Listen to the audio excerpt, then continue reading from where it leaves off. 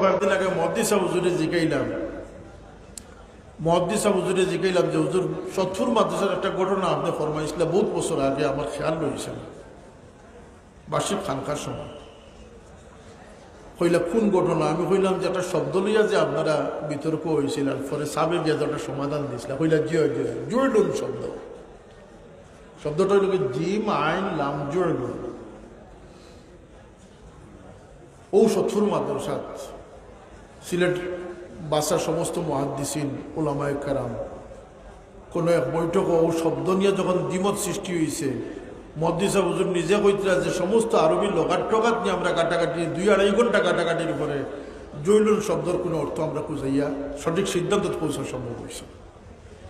তো সবে কইলা যে সাপ যখন কিছু সময় পরে সাপ তুলার নৌকায় যখন আইবা, সাপ তুলার সামনে আমরা এই শব্দের সমাধান চাই।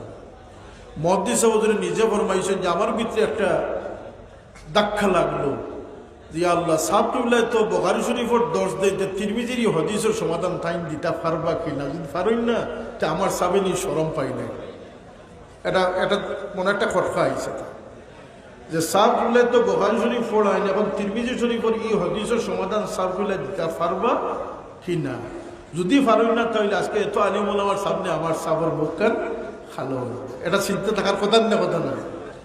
আলহামদুলিল্লাহ সাবুল্লাহ ইলা সুজা দর্শে হদিসের রুমকে হামাইলা আর হামাইয়া ও তিরমিজি শরীফের ও বাপ বার করলে ঠিক ও হদিসও গিয়ে উপস্থিত হইল। আর কইলা যে জুয়েলুন শব্দর অর্থ নিয়ে অনেকে মতানৈক্য সৃষ্টি হয়। এটার অর্থ আপনারা জানো না নিয়ে বলতে জি না সাহেব, আমরা খেয়াল দিয়ে এটা সাবে আইয়া কইতে কইলা জুয়েলুন শব্দর অর্থ হইল গোবরের ফুক। গোবরের একটা বড় ফুকা আছে, খালা ফুক। ওটা তাই মুহাদ্দিস হুজুর জিজ্ঞেস যে গোবরের ফুক হাদিস শরীফও কিলা স্থান পাইল।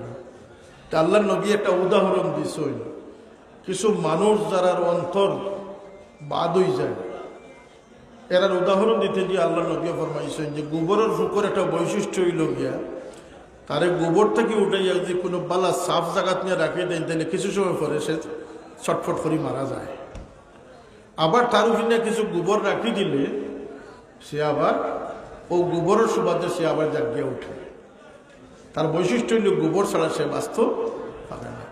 আল্লাহ নবী উদাহরণ দান করছেন যে কিছু মানুষের যারা ফিতরতরেও নষ্ট করছে, যারা সমুদ্রেও নষ্ট করে নিছে, যারা তারার ভিতরে অন্ধকারে প্রাধান্য দিলাইছে, তারা যদি কোনো মজলিসও নিয়ে অব্যাহত হইলে তারা আরাম পাইতো না, খালি তারা খেত করবো, তারার খালি গ্যাস্ট্রিকর বেদনায় সাতাইব, আর নইলে মাইগ্রেন উঠি যাব, আর নইলে হাইপারটেনশন উঠি যাব। কিন্তু তারাও মজলিস থেকে নিয়ে বাদ মজলিসও রাখে দিলে হে তরতাজা হইয়া উঠেছে। সব মানুষের সব পরিস্থিতির খাপ খাওয়াইতে পারে না, ওটার উদাহরণ আল্লাহ নবী দান করছে।